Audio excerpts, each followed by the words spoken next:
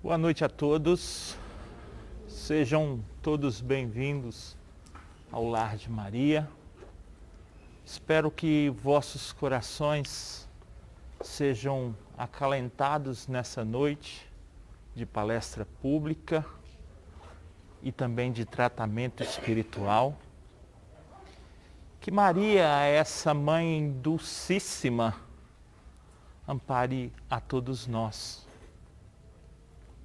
Serenemos os nossos corações, fechemos os nossos olhos, para que possamos sentir as dulcíssimas vibrações dessa Mãe, que nesta noite ampara e afaga todos nós.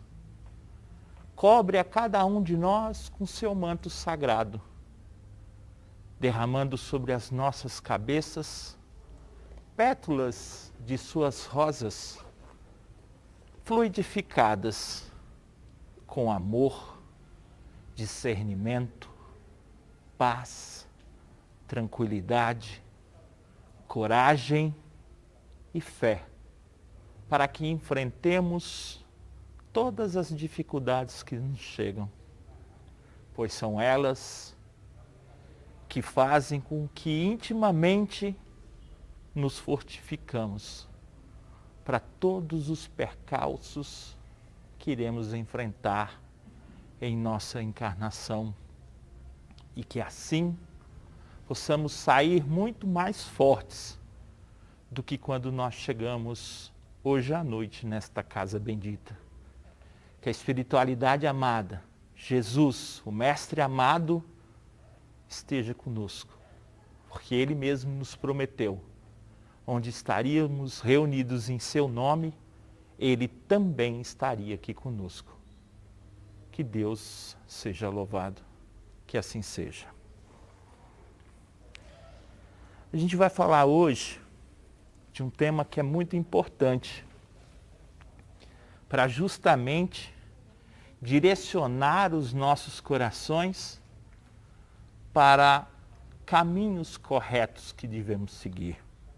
O capítulo de hoje é o capítulo 2 do Evangelho segundo o Espiritismo, Realeza de Jesus. E é indiscutível o ponto de acreditarmos nessa realeza. Mas uma realeza diferente daquela que habitualmente conhecemos.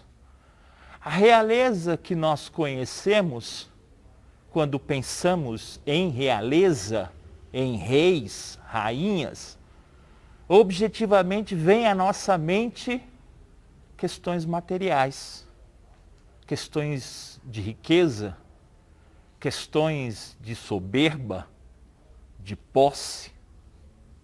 E é justamente a diferença dessa riqueza que imaginamos em nossas mentes da que o Cristo verdadeiramente trouxe para nós. Então, na passagem do capítulo 2, há uma conversa em João, capítulo 18, nos versículos de 33 a 37. Tornou, pois, a entrar Pilatos no tribunal e chamou Jesus, o Cristo, e disse-lhes: Tu és reis dos judeus? Respondeu-lhe Jesus: O meu reino não é deste mundo.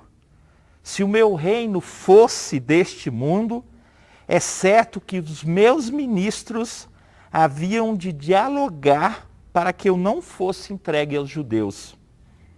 Mas pois agora o meu reino não é daqui. Disse-lhes então Pilatos novamente: Logo tu és rei. Respondeu Jesus: Tu dizes que eu sou rei. Eu não nasci e nem vim a este mundo senão para dar testemunho da verdade.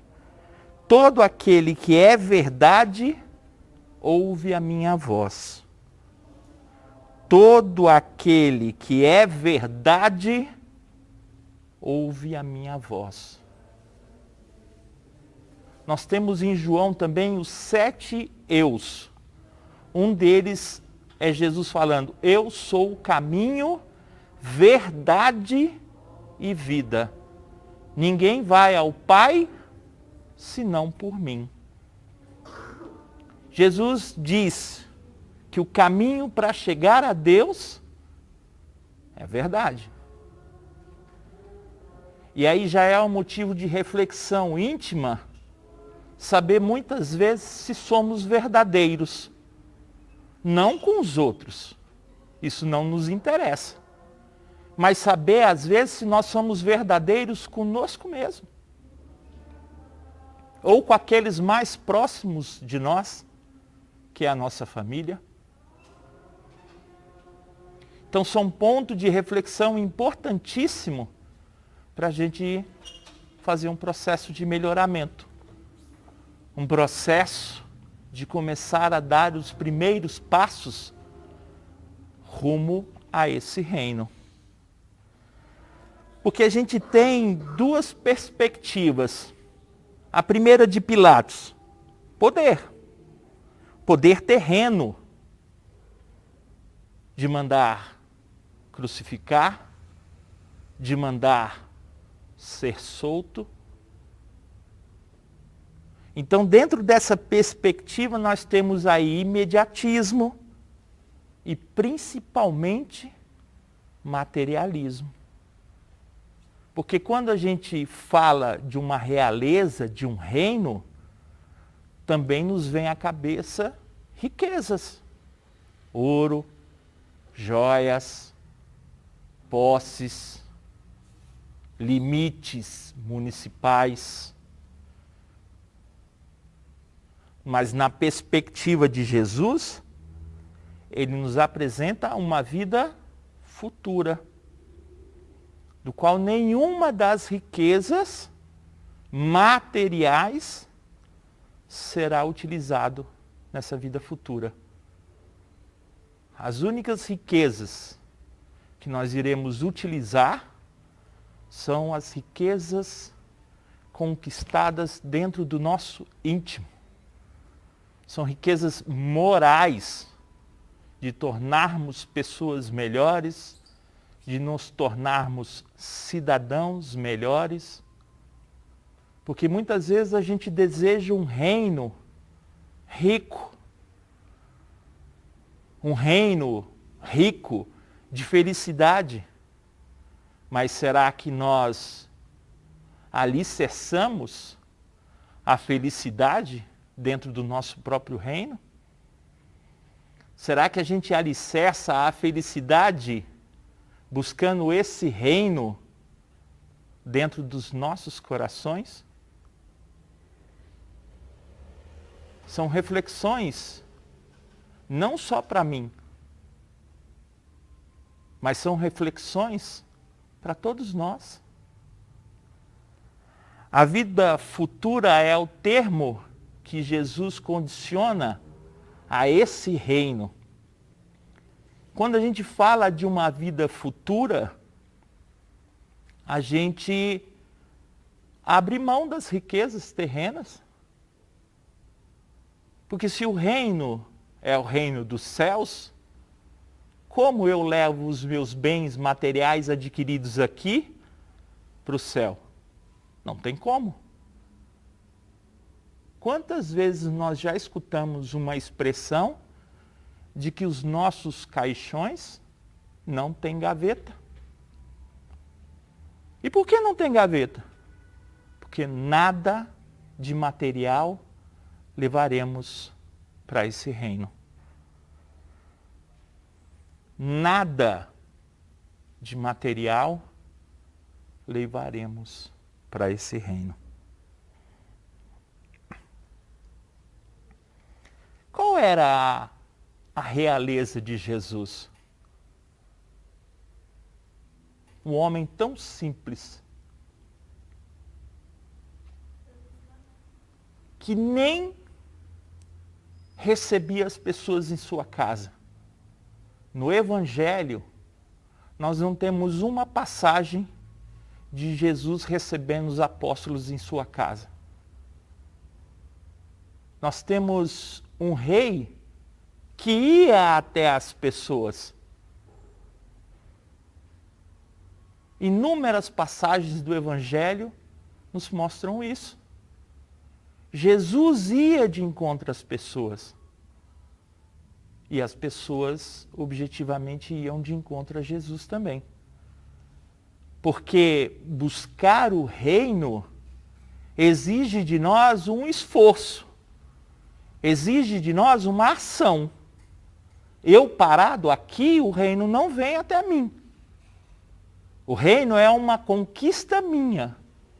Então necessita que eu me esforce para buscar esse reino. Josias Bartimeu, um dos 72 cegos curados pelo Cristo. Quando Bartimeu escutou a voz do Cristo, à avenida, Josias Bartimeu se levantou e foi até o Cristo. Gritou pelo Cristo. Foi inclusive repreendido. Você acha que o Cristo vai parar para falar com você? Inclusive o Evangelho fala de um detalhe que nós achamos inclusive importantíssimo. Quando ele se levanta para ir até a estrada esperar Jesus passar, ele se desfaz de uma capa. Uma capa que o governo romano dava para ele, para que ele pudesse pedir esmola. Ele se desfaz dessa capa. Como um cego encontraria essa capa novamente? Será que nenhuma outra pessoa se valeria de pegar a sua capa? Josias Bartimeu deixa a capa para trás e vai até o Cristo. E todos nós conhecemos a passagem, Cristo cura. E ele passa a enxergar de novo. Josias Bartimeu vai buscar esse reinado junto com Jesus. Porque ele se beneficia da cura, mas não fica parado. Ele começa um trabalho de receber pessoas que vinham atrás do mestre e o mestre já fora crucificado. Já não estava mais presente entre nós. Aos arredores de Jerusalém, Josias Bartimeu faz um campo onde recebe essas pessoas. Fala para essas pessoas do trabalho do Cristo. Evangeliza essas pessoas, passando a elas o ensinamento do Cristo. E não diferente do Cristo, Josias Bartimeu também é perseguido pelo Sinédrio. Está na passagem do livro Jesus Voltando. É julgado e condenado a ser queimado vivo numa fogueira. E assim acontece. Alguns dias depois, seus patrícios, seus seguidores, pedem uma autorização ao Sinédrio para que recolhessem ali os despojos de Josias Bartimeu e dessem a ele um enterro digno. E foram autorizados. Assim que começaram a vasculhar as fogueiras, com os restos ali de cinzas, os seguidores de Josias Bartimeu encontraram os olhos de Josias Bartimeu intactos.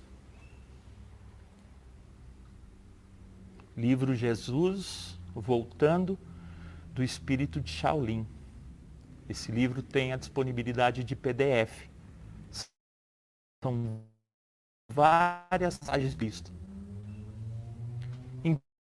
Encontrado esses olhos intactos, mostra Jesus toca, nada corrompe, nada destrói. É por isso que devemos buscar esse reinado intimamente dentro dos nossos corações, para que não soframos nenhuma corrupção. Esse é o nosso processo. Cada um de nós caminha, cada um de nós dá os seus passos em velocidades diferentes, em tempos diferentes, mas todos nós buscamos esse reino.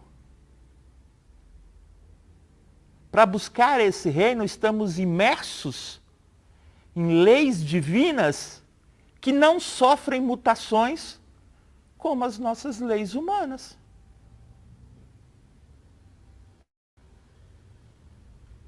Uma delas é a lei do trabalho. É necessário o trabalho, a movimentação, o esforço para eu ser beneficiado por esse reino.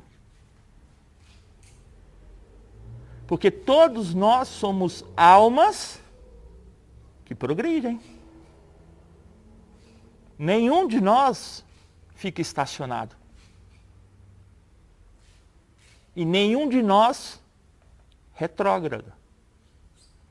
Nenhum de vós caminha em marcha ré.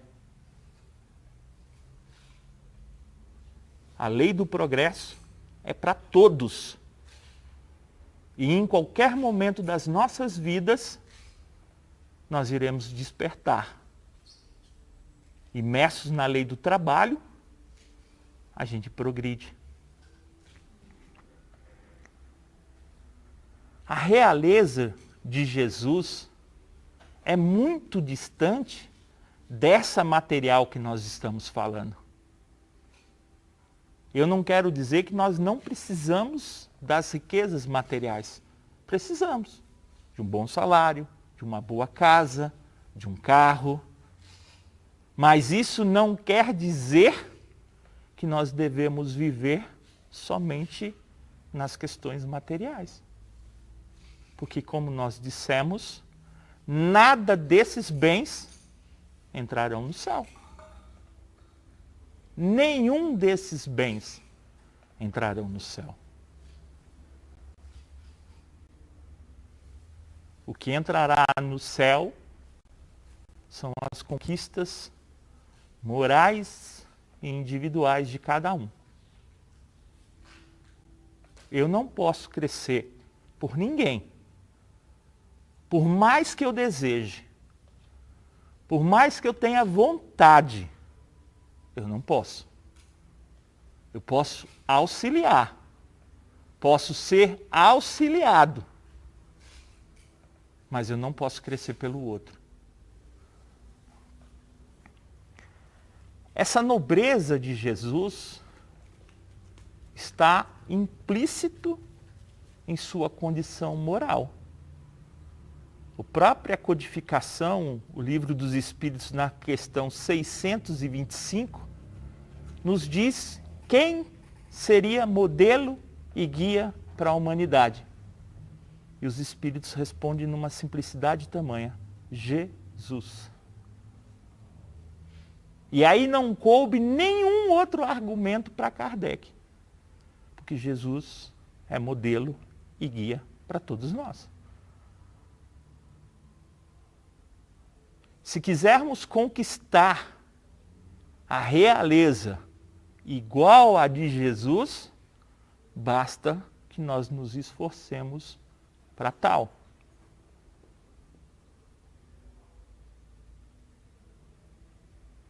Mas quando pegamos os ensinamentos do Evangelho, será que eu já tenho capacidade de receber um tapa na face e oferecer a outra?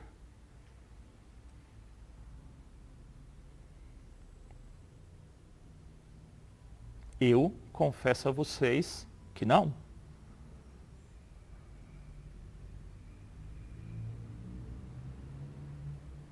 Vai demorar? Provavelmente.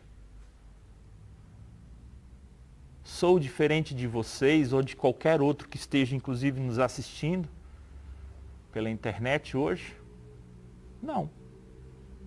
Uma instrutora espiritual chamada Mãe Zeferina, em uma comunicação mediúnica na Alta de Souza, disse: filhos, vocês são farinha do mesmo saco. Todos nós estamos num pé de igualdade. Todos nós. Nós aqui dentro hoje levamos uma vantagem. Porque algo já despertou dentro dos nossos corações para que nós viéssemos buscar essa realeza de Jesus. Outros irmãos, infelizmente, estão lá fora cometendo crimes, cometendo adultérios, mentiras, corrupções, e acham que estão certos.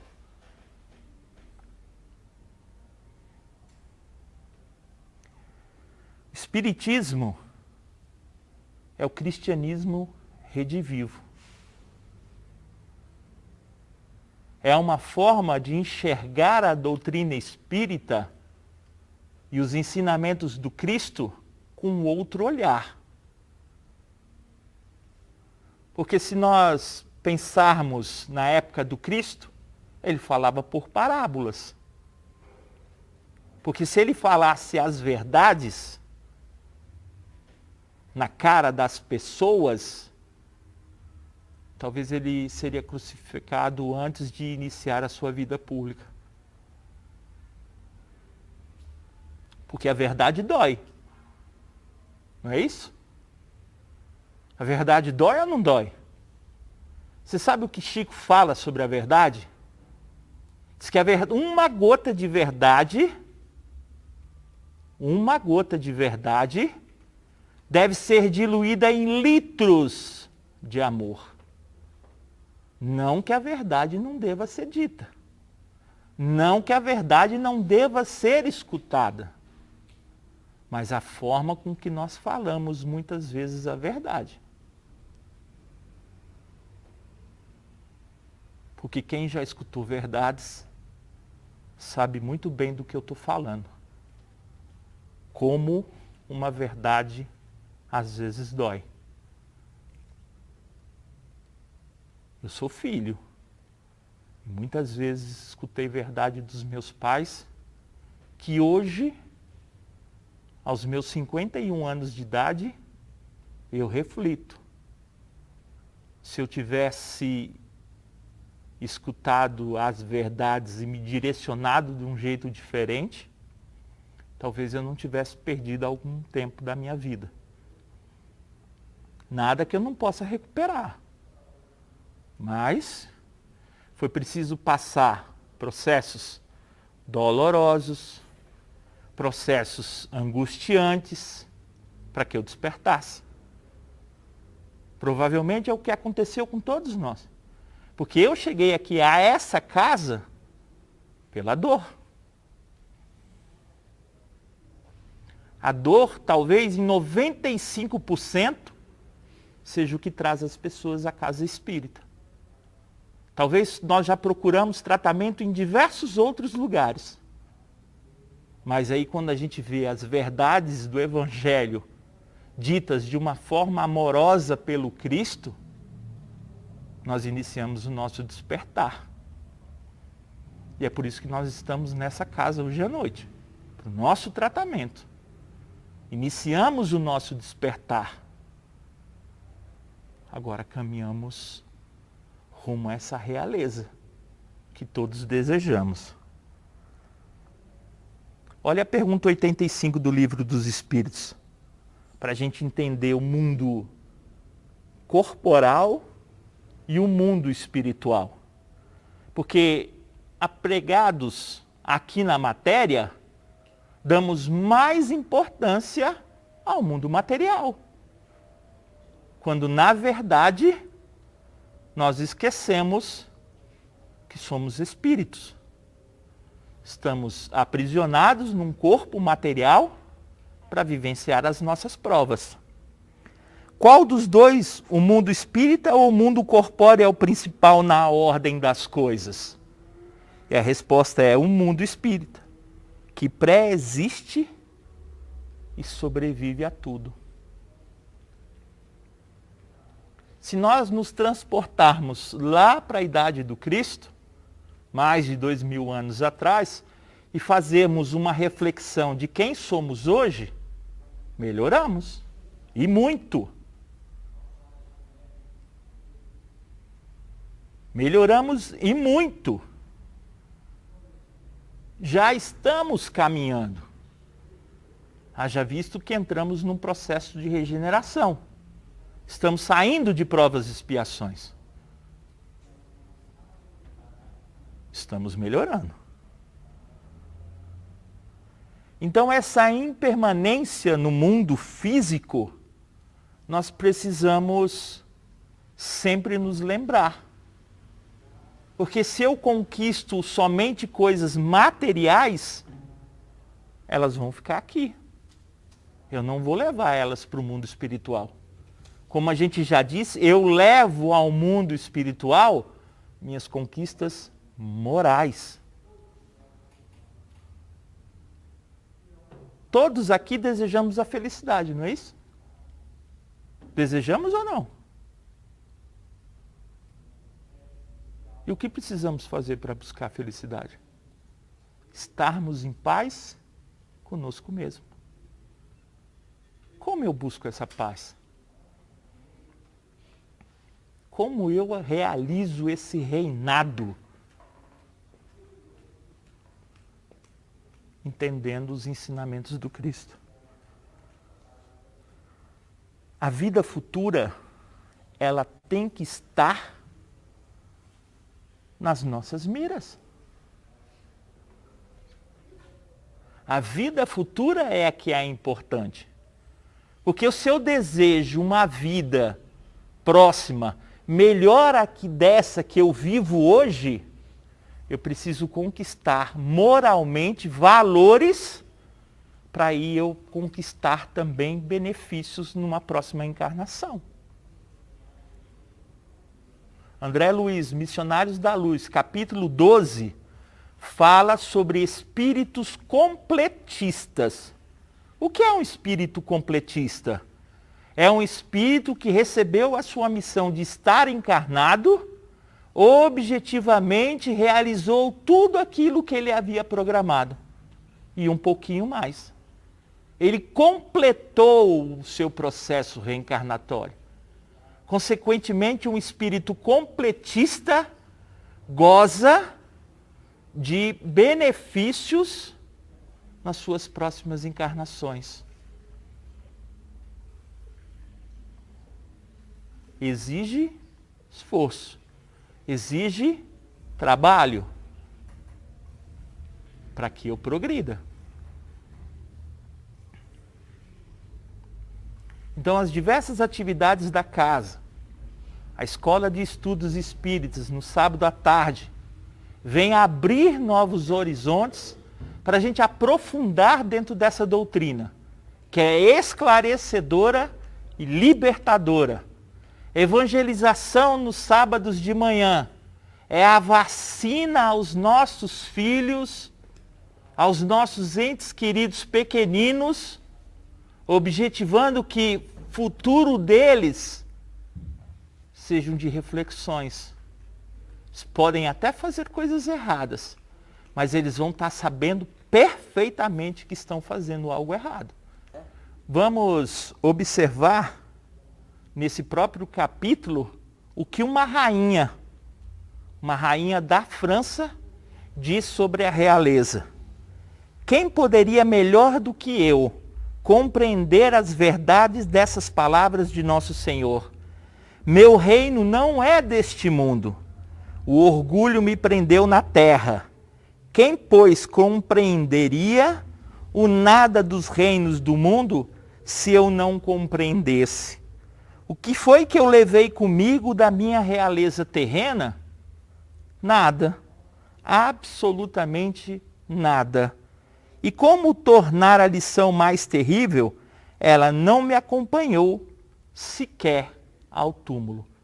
Para a gente finalizar a nossa conversa da noite, para a gente encerrar, indo para o encerramento da nossa conversa, a gente vai lembrar do reformador em janeiro de 1959. Caridade e riqueza. Se acredita que apenas o ouro é base e correntia da caridade, lembra-se de Jesus, que enriqueceu a terra sem possuir uma pedra onde repousar a cabeça. Lembre-te que o amor é inesgotável na fonte do coração e de que Jesus ainda hoje, com Deus e com amor, vem multiplicando dia a dia os eternos tesouros da humanidade. Jesus deixou 2 bens primordiais para todos nós. São riquezas imensuráveis. Riquezas que estão muito próximos de nós. Basta que nós possamos abrir os nossos olhos. Basta que nós possamos abrir a nossa mente e principalmente o nosso coração. A primeira riqueza, o amor. O amor incondicional.